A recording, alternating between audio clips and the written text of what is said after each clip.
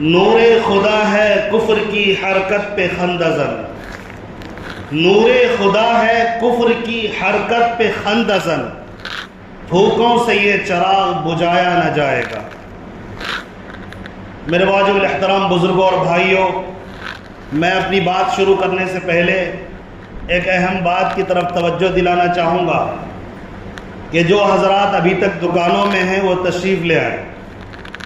آپ کے لیے اس وقت خرید و فروخت کرنا صحیح نہیں ہے، قرآن کے خلاف ہے۔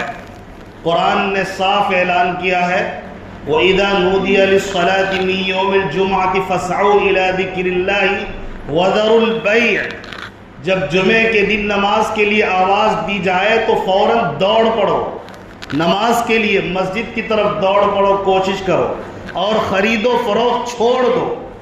خاص طور پر اللہ تعالیٰ نے خرید و فروخت کا نام لے کر فرمایا۔ ایسی خرید و فروخت میں، ایسی تجارت کے اندر کہاں سے برکت ہوگی جو قرآن کے خلاف جا کر کی جاتی ہو؟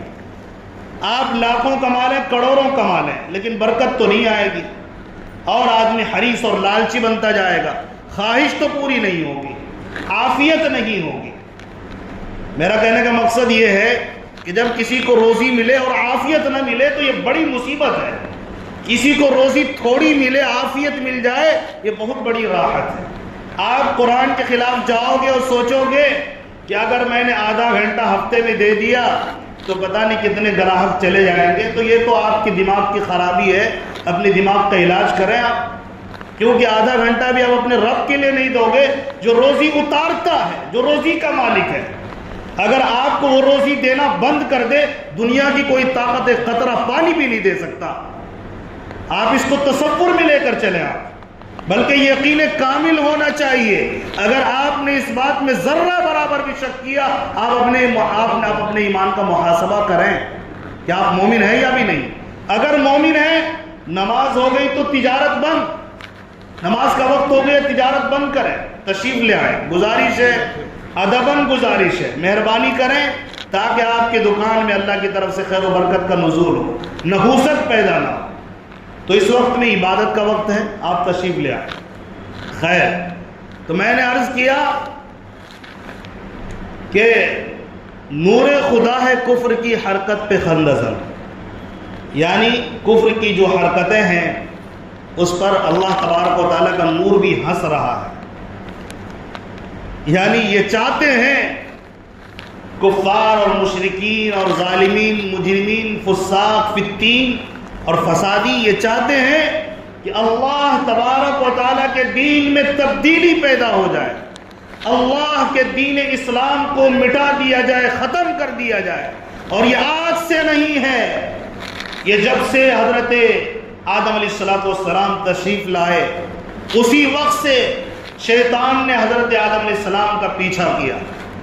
شیطان حضرت آدم علیہ السلام کو، بلکہ اس سے بھی پہلے جنت سے ہی کوشش کر رہا ہے کہ کسی طرح سے ابن آدم کو آگ کا نوالا بنا دیا جائے، جہنم کا ایندھن بنا دیا جائے، ان کے سکون کو غارت کر دیا جائے۔ وہ آج سے نہیں، جب سے انسان اس دھرتی پر آیا تبھی سے اللہ تعالیٰ نے آزمائشوں کو نازل کیا، اور اللہ تعالیٰ نے اس کے بعد آزمائشوں کو نازل کر کے یوں ہی نہیں چھوڑا۔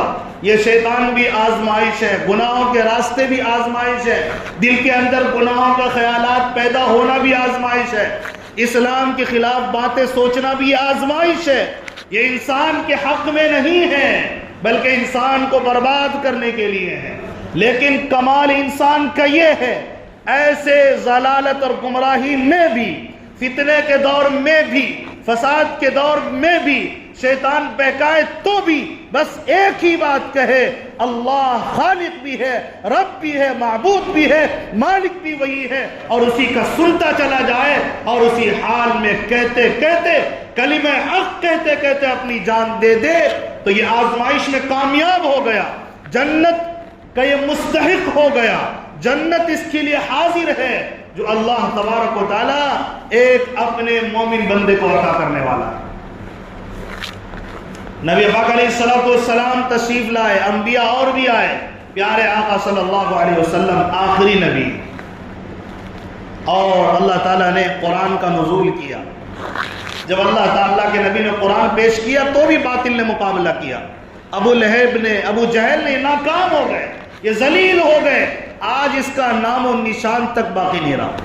ان کی نسلیں ساری آگ کی ایندھن بن گئی ان کو ماننے والے لوگ۔ کامیابی اللہ تعالیٰ نے کسے دی؟ پیارے آقا کو دی۔ پیارے آقا کے ماننے والے، پیارے آقا کے غلاموں کو اللہ نے کامیابی دی۔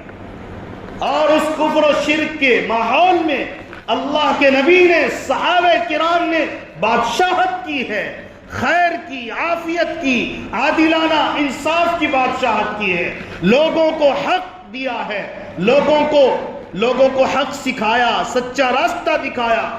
جہاں درندگی پھیلی ہوئی تھی، لوگ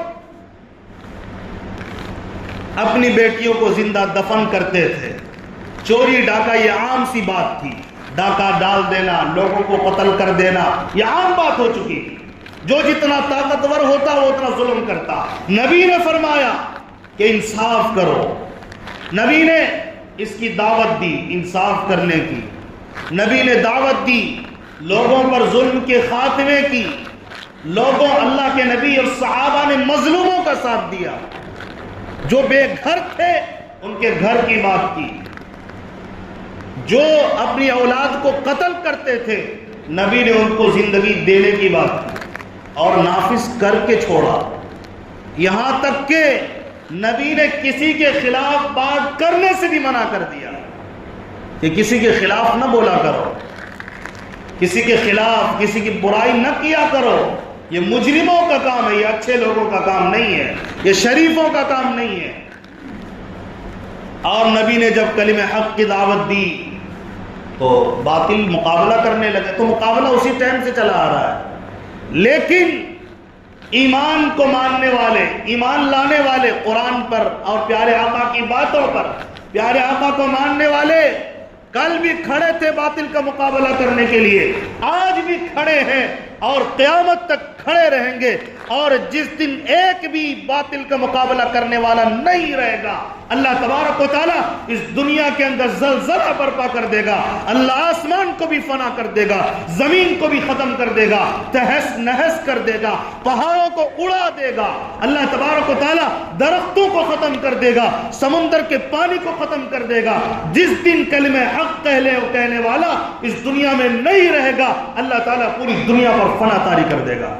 اس لیے باطل اس سوچ میں نہ رہے، اسلام کو، ایمان کو مٹا دیا جائے گا۔ اللہ کی قسم، ایمان کی بات اسلام کو مٹانے کی تو دور کی بات ہے، تم قرآن مقدس جو اسلام کا پیغام دینے والی کتاب ہے اس کے حرف کے اندر بھی تبدیلی نہیں کر سکتے جب تک یہ کلمہ حق والے مومن اور مسلمان موجود ہیں۔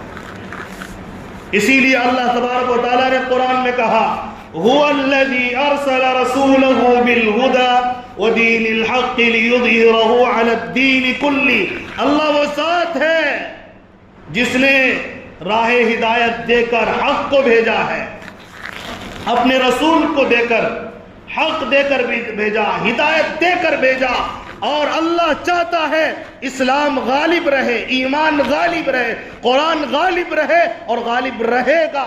اور یہ مجرمین چاہتے ہیں کہ اس کو مٹا دے، اللہ کہتا ہے وَلَوْ كَرِهَ الْمُشْرِكُونَ، اللہ غالب کر کے رہے گا چاہے مشرکین نہ چاہے۔ انہی انسانوں میں سے، یہ کسی اور کے نہیں، یہ خود اپنے دشمن بن رہے ہیں۔